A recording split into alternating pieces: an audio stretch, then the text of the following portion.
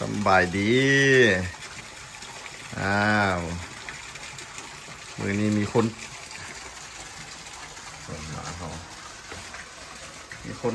นใจบุญตอนนั้นมันเดน้องสาวเขาเอาวิดีโอลงเกี่ยวกับน้องสาวเมียจอยหันบ่สบายแล้วไปเข้าห้องหมอแล้วก็เขาก็ไปซอยเพิ่นเอาเงินไปเพิ่นแน่แล้วก็มีคนใจบุญส่งเงินมาแล้วรับใจบุญก็เป็นสะพานบุญเอาเงินไปให้บัดนี้มีคนใจบุญอีกผู้นึงตอนนั้นเพิ่นอยู่ต่างประเทศเพิ่นแหละเพิ่นก็แซดมาว่าเพิ่นสิมาลาวท้ายเดือน2บัดมาเลยสิแซดหาเด้อเพิ่นอยากมาจากซอยผู้เพิ่นไปเข้าห้องหมอเมื่อกี้หั่นนะมีเด็กน้อยมีลูกน้อย2 คนอันนี้มือนี้เพิ่นแซดมาเพิ่นมาฮอดลาวแล้วเดี๋ยวนี้ว่าซั่นแล้วผู้นะครับเพิ่นก็ออกห้องหมอแล้วเพิ่นกลับไปอยู่เฮือนเพิ่นแล้วสิพาผู้ใจบุญนี่ไปเฮือนเพิ่นมันเท่าเพิ่นสิซอยข้าวซอยน้ำแต่ว่าผู้นั้นออกห้องหมอแล้วแต่เวียกเขานี่ยังบ่แล้วนี่เดี๋ยวไอ้จอยกันยังเฮ็ดอยู่นี่เลยปูพื้นนี่กันแล้วเนี่ยน้อยจอยนี่ วันนี้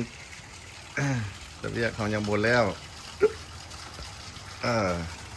โอ้ยจอยมีฝีมือได้เบิ่งเราเฮ็ดเราเลยก็ปูใส่มันต้องมีความหมายได้เราเลยก็ปูใส่แนวนั้นตอนนี้ แล้ววันนี้หลับใจดีก็โทรไปหาไอ้ตุ้ยบัดนี้เบาตุ้ยทราเวล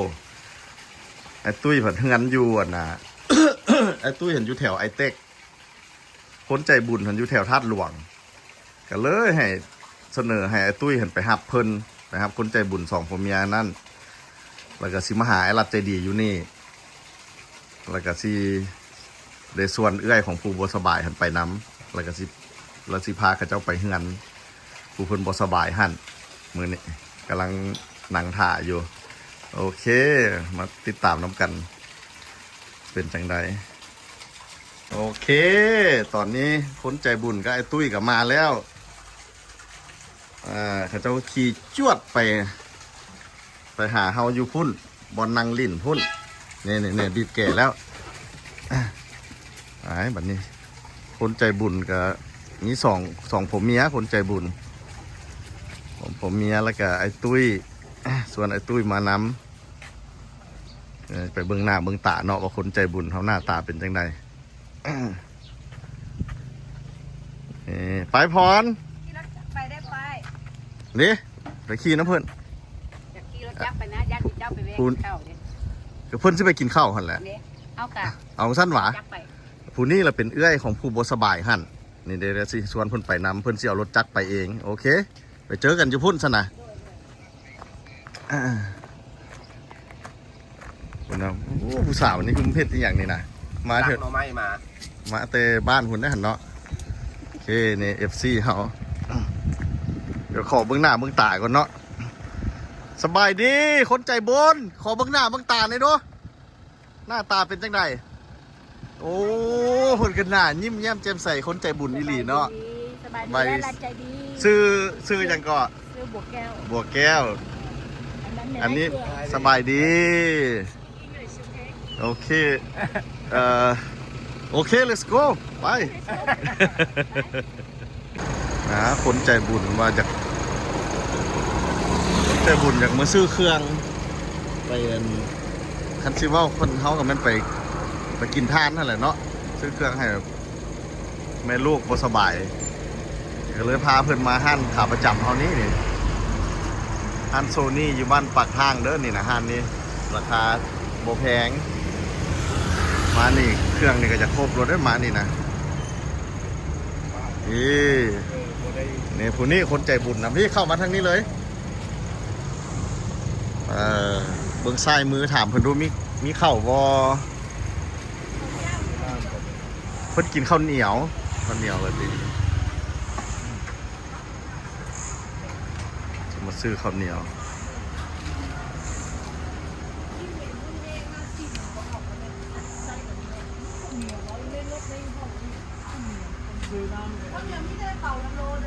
โอ้บ่ได้เปล่าโล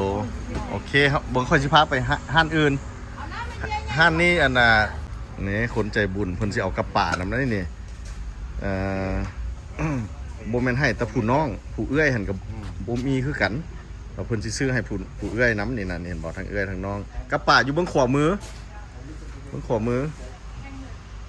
นี่เพิ่นสิเอากระป๋ามีแล้วก็เพิ่นอยากได้น้ำปลาน้ำนี่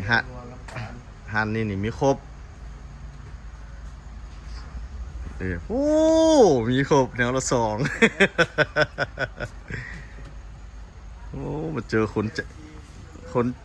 ใจบุญเนี่ยคนใจบุญเฮ็ดแล้วเอาแนวละ2เลยเขาแล้วว่ามีแต่น้องหันบ่มีว่าซั่นเอ้ยแล้วก็บ่มีคือกันพุ่นอ่ะโอ้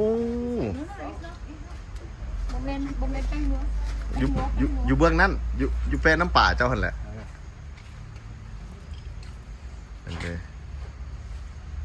นี่มันสมหน้าคนใจบุญแท้ๆเด้อนี่นะ เจ้าว่าเจ้าไปซอยคนตาบอดวะเจ้าไปซอยกับบ่าวคำเด้เจ้าหาก็มาเมื่อกี้นี่เจ้าทันได้ไปซอยคนแล้ววะเขาไปมือวันที่เบาคำทรอเวลเนาะมักกินเถอะนะเราพาไปบอลเสร็จแล้วเรียบร้อยถ้าหาก็มาเมื่อกี้นี่ทันได้ไปบนซอยคนละเด้นี่เขากินซีอิ๊วบ่กินซีอิ๊วน้ำปลาน้ำตาลแป้งนัวนี่แหละแนวกินแต่ละมื้อนี่โอ้2ไอ้น้องนี่สิขอบใจเจ้าแล้วนี่นะพอผู้เอื้อยเห็นกับบุมีคือกันแป้งนัวอยู่แถวนั้นแหละอยู่ลุมย่างไปอีกอันนี้คนใจบุญต้องมาซอยได้บุญหลายๆแล้วนี่นะเบิ่งทั้ง2ผมพี่ฮะนี่ใจบุญทั้ง2เบิ่งเลยนะเห็นดิโอเคไปซอยเพิ่นจับย่างไปพุ่นเลยเรียกกระตาอยู่พุ่นกระตา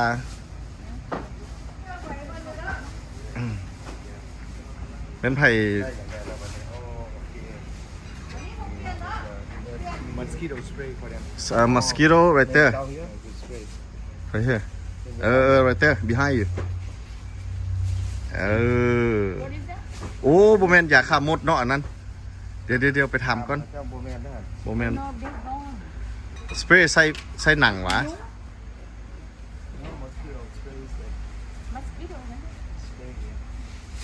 นี่คนใจบุญซื้อไปบริจาคคนทุกคนยากคุณโอ้แนวขาดยุงเราก็เอาอีกมึงไม่ทันนะคนหลายใจอยู่ในนี้นะโอ้ย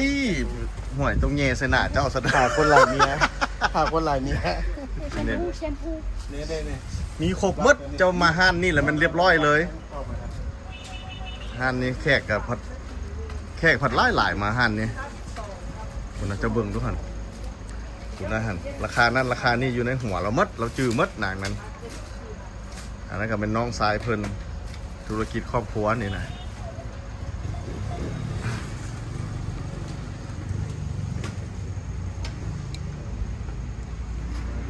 เดือนแล้วนี้เพิ่นแซดมาหาผู้นี้ว่าเพิ่นสิมาลาวแล้วสิแซดมาหาเด้อว่าซั่นเพิ่นอยากมาเป็นซื้อนั้นซื้อนี่มาบริจาคคนที่บ่มีแล้วเพิ่นก็เพิ่นสิมาท้ายเดือน2เพิ่นก็มาอีหลีวันที่26ว่าซั่นมาแล้วก็เดินสายบริจาคโลดได้ไปกับไอ้คำทรอเวลแล้วนี่ไปบริจาคคนตาบอดว่าเจ้าว่านี่เอาตัวนี้วันเพ็ญนี่เอาตัวนี้นะ1แถม1นะโอเค buy one get one นี่อันนี้เตี้ยน่ะไม่เกี่ยวบ่อันนับเพิ่นบ่ฮู้จักได้หั่นน่ะนี่มันอันนั้นมันบ่แม่นน้ำซีอิ๊วเอาให้เพิ่นแน่เพิ่นบ่ฮู้จักได้หั่นอันนั้นบ่แม่นซีอิ๊วโอเคมันคือเพิ่นสิบริจาคสิได้ไข่เจ้าก็บ่มีเนาะ อันนี้แม่นอย่างแชมพูอ่ะ นั่นน่ะ บ่เห็นเว้า บริวาร โอ้อันนี้นะครีมชาวเวอร์แมนละ ตัวนี้พอตัวนั้น หอมผิวหนังหอมตัวนี้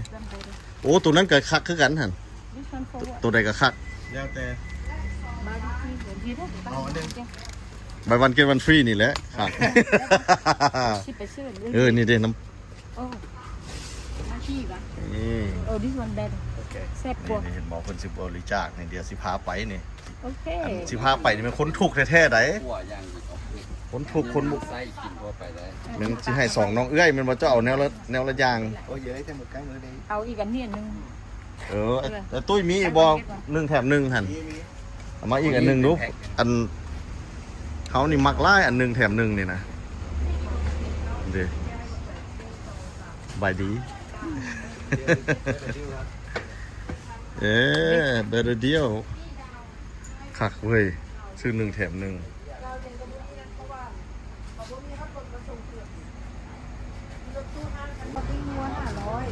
คนกำลังสิเช็คบิลแล้วนี่แล้วเฮาสิพาเพิ่นไปเพิ่นว่าเพิ่นอยากบริจาคจะเข้าน้ำว่าซั่นสิพาเพิ่นไปเอาเข้าเป็นเป่า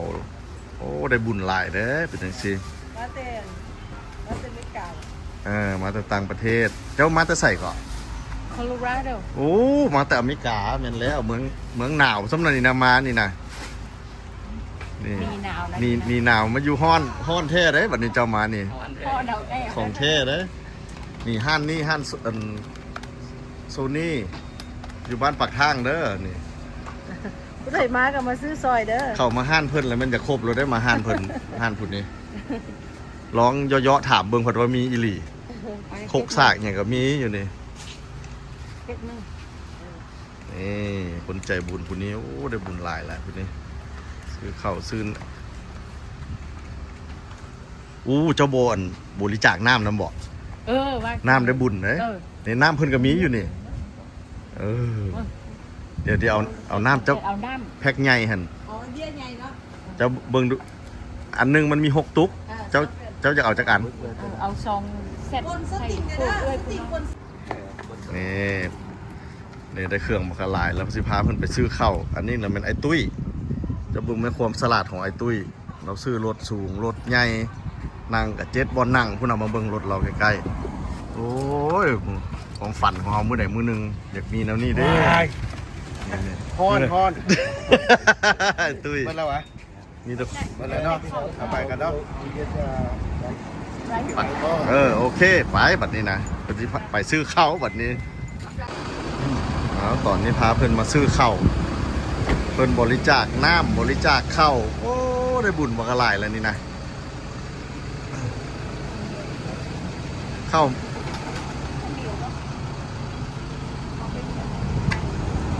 สองผมเมียคนใจบุญเนี่ยนะเดี๋ยวมาอยู่ลาวบุดเดียวท่านวันที่มื้อนี้วันที่2วันที่12เพิ่นก็สิเดินทางแล้วนี่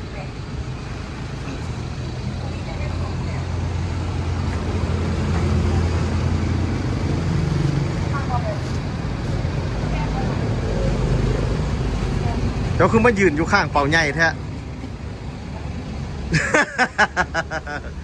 โอ้เข้าลาวอันนี้น่ะ ข้าวเหลา เข้าลาวเฮาได้นี่น่ะพอบอกใหญ่เลยมันจักหมื่นนี่น่ะ 48 โล อันนี้มันเป็นข้าวเกรดเอเกรดหนึ่งเลย ตัวนั้นเด้ อันนี้เป็นข้าวน้ำปี ละ ได้อบอันนี้อบเรียบร้อย ราคาจังไหน เสร็จแปด ตัวนั้นเท่าไหร่ราคาเป็นเป่า นึ่งเสร็จแปดเป่านึงมา เป่านึง710,000 ราคาส่งเด้ ข้าวสวย เจ็ด 700,000เลย 700,000ราคาส่ง700,000ตัวนี้เด้ อันนี้760,000 โอ้ตัวนี้แพงก่อนตัวน้อยนั่นเด้ อันนี้ข้าวเจ้าเอาอันนั้น ฮะ ข้าวเจ้าเราเอาข้าวเหนียวนะ ข้าวเหนียวไปข้าวเหนียวมีบ่ตัวนี้ นี่200,000 โอ้เราเสร็จวับๆอยู่นี่เด้นี่ก็ได้นี่นะนี่ ไปเบิ่งก็ได้ ตัวนี้เป็นตัวเป้าใหญ่ค่ะนี่เป็นแบบอันนี้เท่าไหร่เจ้าขายเท่าไหร่ 200,000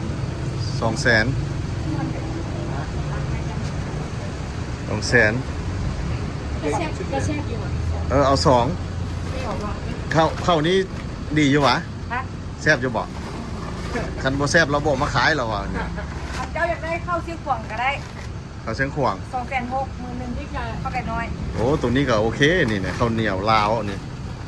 อ่อนๆให้เขา ข้าวเหนียวลาวนี่2 อันเอา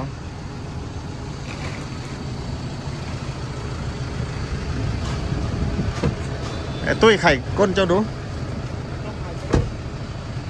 ระวังเอามือแย่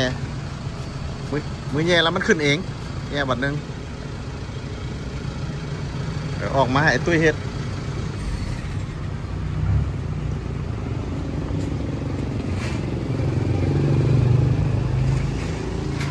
นี่จากเข่า เจ้าจุดลงลองได้ เขาอยู่ในเป็นบ้านดงนาโซกเด้อเนี่ยนี่ดงนาโซกใต้รถหลายโซนนี้รถพิลึกพิโลหลายดงนาโซกใต้เราสิมุ่งหน้าไปงั้นเพิ่นอยู่กับดงปลาแลบอยู่ใกล้ๆนี่แหละครับบอลเสี่ยวเครื่องไปให้นี่นะ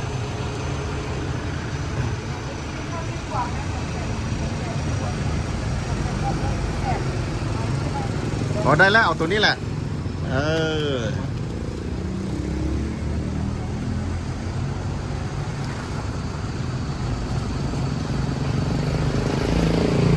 เบอร์เครื่องบริจาคเพิ่นว้าวเกือบเต็มก้นรถ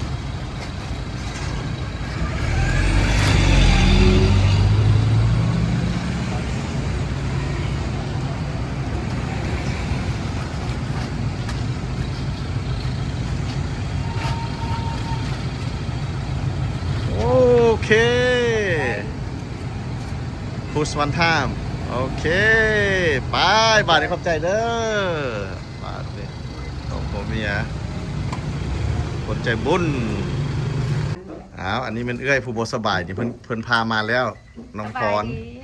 แล้วเฮามีแต่เว้าว่าน้องสาวเพิ่นหันบ่มีเพิ่นมันเอื้อยนี่ก็บ่มีคือกันนี่นะแล้วก็เลยเว้าให้คนใจบุญฟังคนใจบุญก็เลยซื้อให้คือกันทั้งสองน้องเอื้อยนี่เลยนี่เดี๋ยวให้ลูกสาวกับลูกเขยเพิ่นมาขนซอยไปขนแต่ของเจ้าหันของเพิ่นนี่มันนักบ่ลงบ่ไปลงอยู่เฮือนเฮาพุ่นบ่พอเพิ่นอยู่พุ่นเด้แปลว่าเพิ่นบริจาคให้น้องเจ้าสุดหนึ่งให้เจ้าสุดหนึ่ง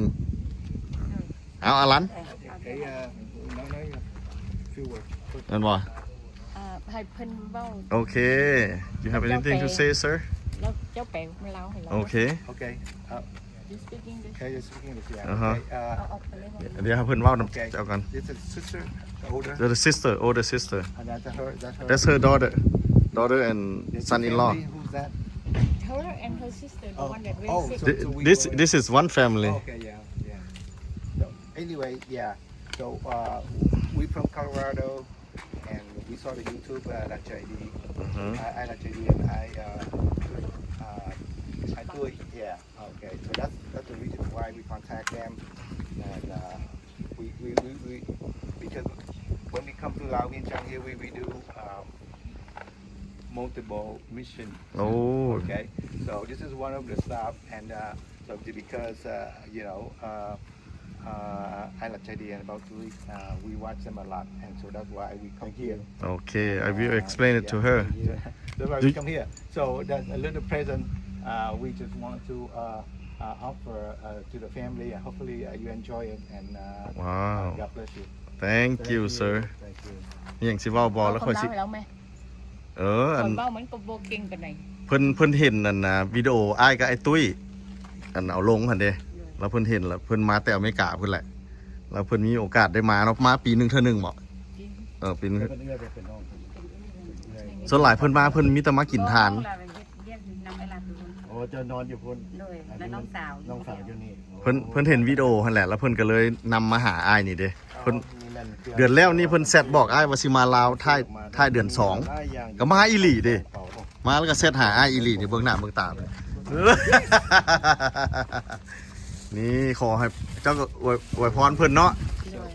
อวยพรให้เพิ่นเบิ่งดูนี่ เอาไปอวยพรอยู่กับน้องสาวเลย ไปอวยพรอยู่พุ่นเนาะ อยู่คุณ แปลว่าเพิ่นสิซื้อให้นี่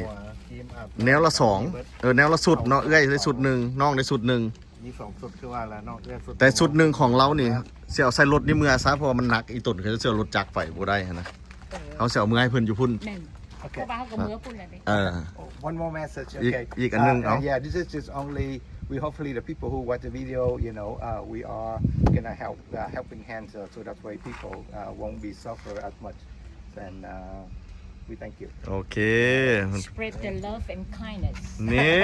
ของแท้เด้วยสองผัวเมียนี่น่ะมาเฮ็ดบุญโดยเฉพาะเดินสายบุญนะนี่สองผัวเมียนี่ โอเคไปบัดนี้ ได้บัวแก้วเนาะ เอาไปในงาน ไปครับ บัดนี้ เข้าไป เก็บเครื่องเข้าไปในงานบัดนี้ น้ำดื่มหมดเอาให้น้อง เอาอันหนึงมันเข้า โอ อัน เค หนึง เพิ่นสิไปขอบใจอยู่ทางไหน โอเคwe take one ขับ อันนี้ ขับนึงเด้ออันนี้เขาเอาลงมาให้น้องน้อง แล้วแต่ เพราะว่าตัวเขาหันนี้แล้วมันคิมเบอรี่ เนี่ย น้องเบิ่งดูน้องพรเพิ่นสิเอาหยังให้ No, that's okay. ปาไว้ก่อนน้องพรวางก่อน To the sister. วางไว้ก่อน Take a dollar. That's okay. บอกเขาเมื่อไง So can you take a picture? Do you want to take a picture? มาจะมันจืนจับอันนี้ลองมึงดู เดี๋ยวจับอันนี้ให้เราเด้อแล้วเราอยู่เตรียม ไปจักในงั้นเราซะเฮาอ่ะ ครอบครัวเลยบ้านยืนนี่เลย โอ้ เพราะว่ามีน้องสาวอยู่ เอ ทำได้ อไปพุ่นไปพุ่นตั้งหากอีก อย่างหนึ่งอยู่บ่ได้ เข้ามาได้รางวัลไหน โอเค Thank you for your help. Kimberly, หักน้องเราเอาน้ำให้น้องว่าซั่นน้องบ่มีน้ำกิน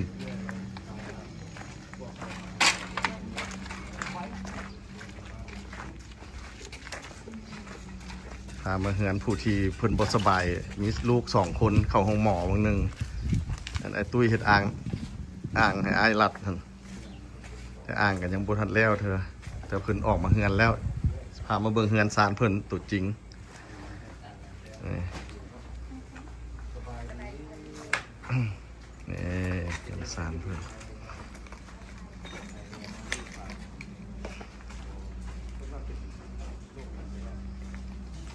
Yeah, this is the house that where the sister lives right now because she's so sick. เจ็บปวดแอนเป็นở trong đây bệnh trẻ trong đây để cho mình không phải hạiทั้งหมดเป็นไรจะไหนว่าแต่ที่ว่าคนซอยเขาได้แล้วก็ให้ดีหาย เศร้า สาวยุ่งเลยโอ้โหโอ้ทางนี้ขนาดดีใจน้ำเทวซีนี้อย่าซอยแก้ไขได้เนาะ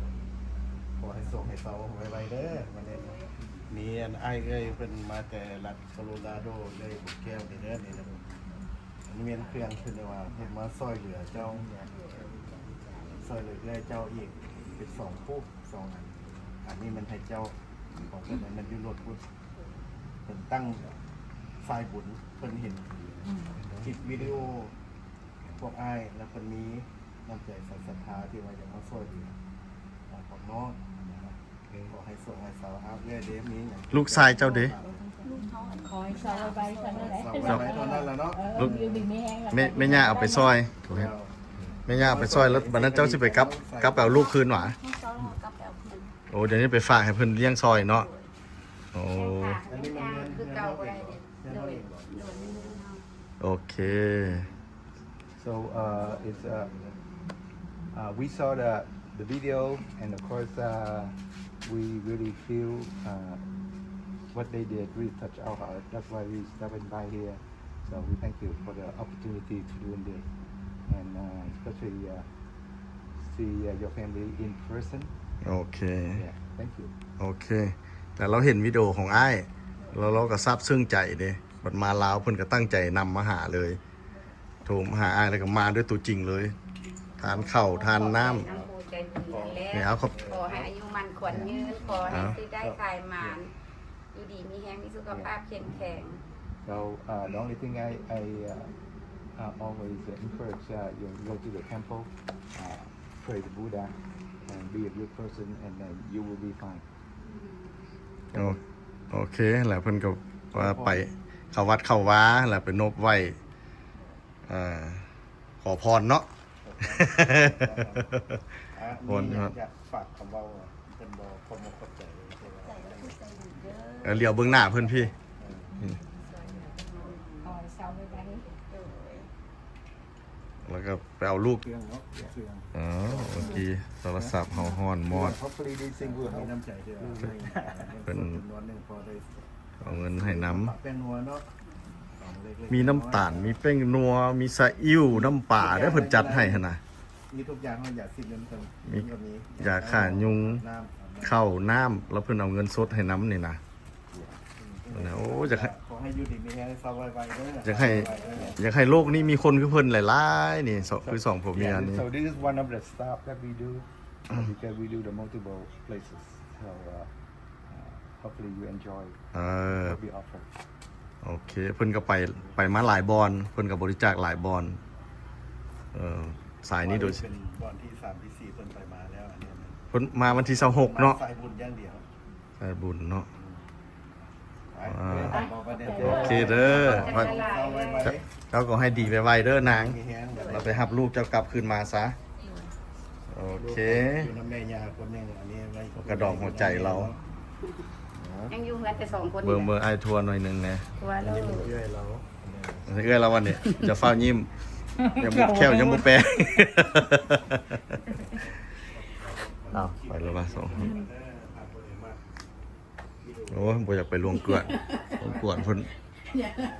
เดี๋ยวครบน้อยนึงแล้ว ให้เบิ่งคร่าวๆหน่อยหนึงบ่ไปเข้าห้องเพิ่นดอกเบิ่งคร่าวๆหน่อยหนึงของแท้เด้อนี่นะอันนี้ อันนี้ก็ว่าเพิ่นจะแต่งอันนี้แหละย่านลูกสาวมันไปมาเข้าเลยเห็นผู้ชายมายืนอยู่เทิงกำแพงเลยอยากแต่งห้อง โอ้ มาสาดเลยเขาอายเงินสิจังสิมาแต่งให้ คืนมาจะคนเป็นจังได๋เด้อเนาะปีนเข้ามานี่เนาะ ท่านเขาปีนมานี่แล้วก็มานี่ ตอนลูกนี้คนจะมาเอาสายไฟ โอเค ไฟข้างหลังบ้าน ไอ้ก็สิไปก่อนเด้อไปน้องพรเฮาไป กลับบ้านเนาะ น้องพรก็ได้สุดหนึ่งมือเฮือนแต่น้ำนี่เกให้น้องสาวหมดเลยว่าท่านน้ำใจของเอื้อยเจ้า แทนที่คนละแพ็กนี่โอเคบัดนี้เฮาสิกลับไปเฮือนสิไปโอ้สงสัยเพิ่นจะกินข้าวสิไปกินข้าวก่อนน้องพรแล้วจังสิกลับไปหาเจ้าเด้อสิถามเพิ่นก่อนว่าเพิ่นจะไปกินข้าวก่อนบ่โอเค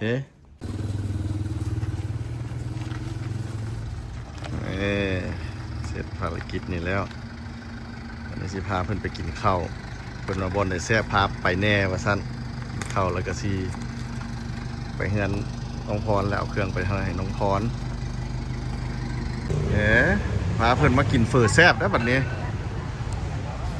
สองผัวเมียคนใจบุญโอ้เพิ่นเห็นสาลีสนใจสาลีแล้วพูดโน่นๆสองผัวเมียคนใจบุญเฮ็ดแล้ว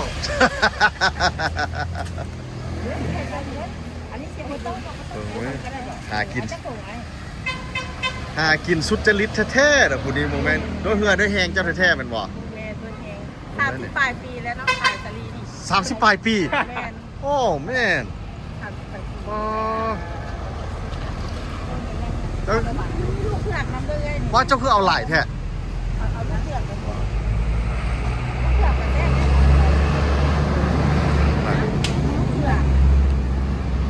ลูกเผือก รถเจ้านี่มันคุ้มค่าเหมือนละที่รถเจ้านี่คุ้มแล้วนี่ ผมค่อยดาวเอาแต่ว่าผิดแล้ว ยันเจ้าใช้แรงงานมันจนคุ้มค่าได้เงินคืน ป มา ลายปี 10 ปลายปี 13 ปีแล้วนี่ 13 ปีเจ้าเฮ็ดจังซี่ โดยเท่าไหร่อันนี้รถจะเฉพาะอัน เท่าไหร่ ทำให้กระชิ้นหาที่ขนาดนี้ เบิ่งหาเบิ่งดูนี่ผู้ดุมันกับดุมันแท้ๆนี่นี่ บุวันก็บ่ได้ หาอยู่หากิน บ่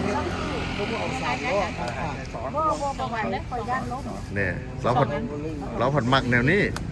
เจ้าโบจอดอหย่างใส่ก้นนี่อีกเนาะ ช่วงนั้น โอ้ยตุ้ย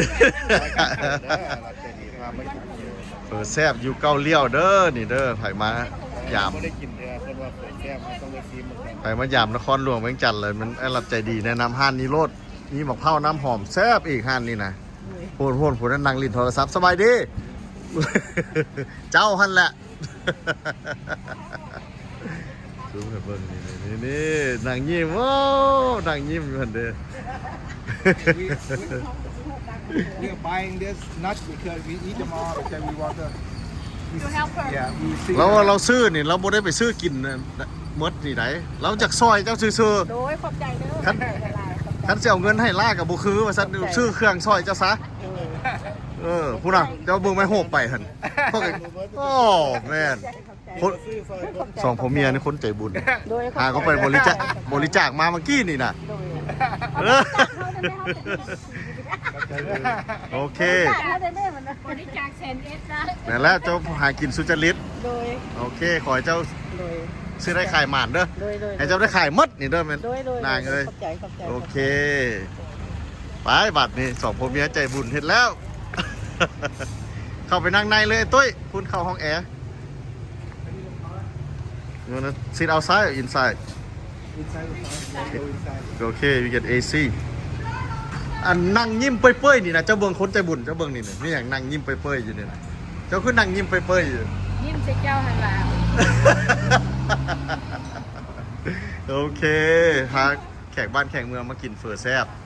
เพิ่นมาอยู่ไซเฝอแซ่บนครหลวงเมืองจันทร์คนพามาห้านนี่เลย เมนแล้ว โอเค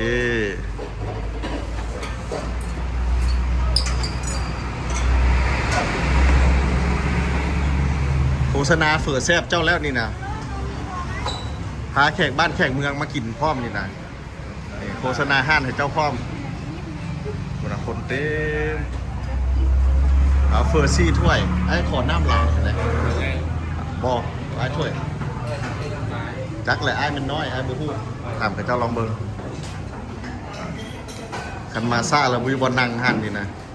นี่นี่เจ้าของห้านนี่นะ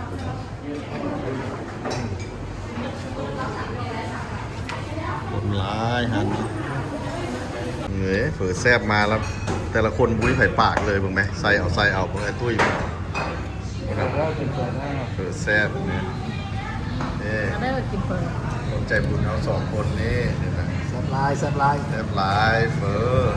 นี่ก็เพิ่นซื้อมาบ่ได้เพิ่นว่ากินบ่หมดดอกซื้อมาอยากซอยเขาเจ้าซื้อๆว่าซั่นซอยในค่าได้เงินได้คำโอ้สุดยอดนี่อันมะพร้าวที่เขาโฆษณาว่าแซ่บนี่นะมันเป็นมะพร้าวน้ำหอมพากันลองกันคนละหน่วยเบิ่งมื้อนี้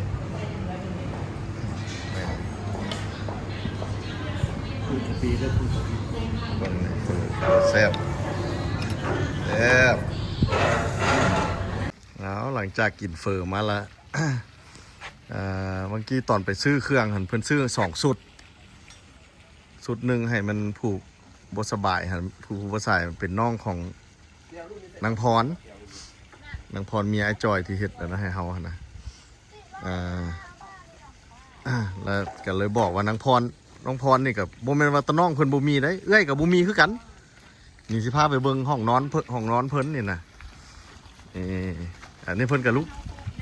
อันอีน้อยๆนี่มันลูกสาวเพิ่นนี่อีน้อยๆนี่เพิ่นว่าเฮือน6ว่าซั่นแง่อยู่ทางนอกเอาบ่แง่เข้าไปในนี่เด้เพิ่นก็อยู่นี้เป็นพนักงานให้คนจีนผู้มาเซาหนองไอ้รัดใจดีนี้แล้วเพิ่นคนใจบุญเพิ่นก็ซื้อเครื่องมาทั้งสองเอ้ยน้องเลยนะซื้อให้ทั้งคนละสุดหนึ่งให้น้องสุดหนึ่งให้เอ้ยนี่เด้เพิ่นซื้อข้าวซื้อนะแต่มันซื้อน้ำแต่ว่าน้ำเอ้ยเพิ่นนี่โอนให้น้องสาวเพิ่นมาสั่นโอนโอ้ได้เป็นกอกเป็นกำ อุ้ยยิบปลาให้แก้วเฮียน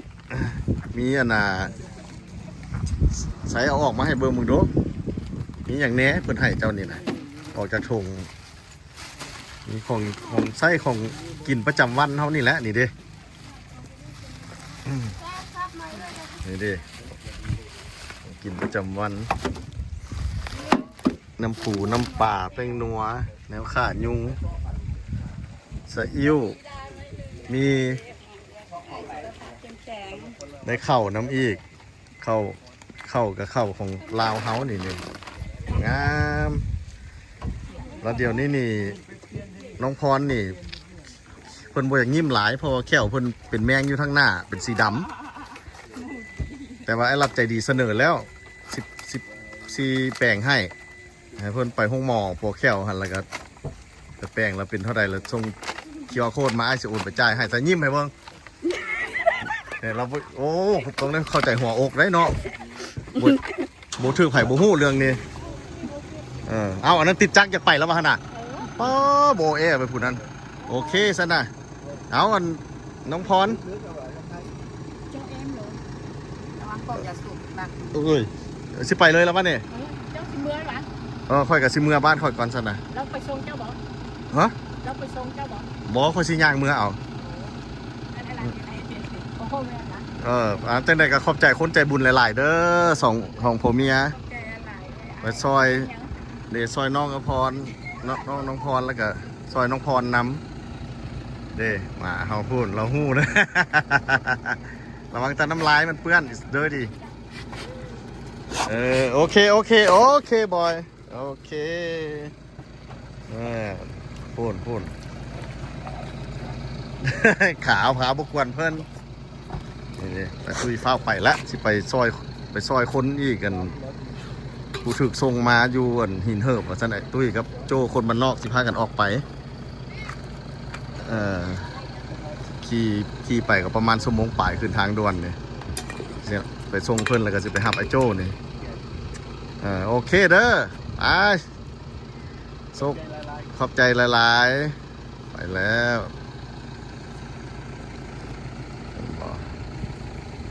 น้องพรน้องพรก็ได้ ขอบใจไอ้รัดหลายๆพาเดินมาต่อยน้อง โดยขอบใจ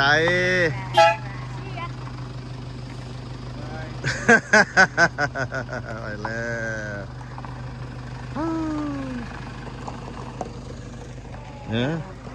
มาจากไหนก่อน แต่ขอบใจไอ้รัดนะไม่ลาพาเดินมาต่อยน้องซอยน้อง เสียงเธออยากไปได้นี่นะ เสียงเจ้าอยากเป็นวัด โอเคไปบัดนี้จะขอจบวิดีโอตัวนี้ก่อนนะครับเบิ้งว่าสิได้ไป